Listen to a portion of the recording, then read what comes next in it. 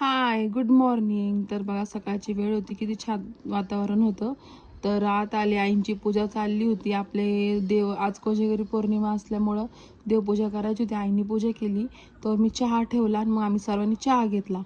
ते झाल्याच्या नंतर मग मी स्वयंपाकाची सुरुवात केली. पीठ मळलं, भाज्या वगैरे उरकून घेतल्या. आज ओवीला बरं वाटत नव्हतं, त्याच्यामुळं मला एवढा काही व्हिडिओ घेता येत नव्हते. तिच्याकडे लक्ष द्यावं लागत होतं. सगळं बाकीची राहिलेली कामं उरकून घेतली. थोड्या छोट्या छोट्या गोष्टी, तिला थोडंसं खाऊ घातलं.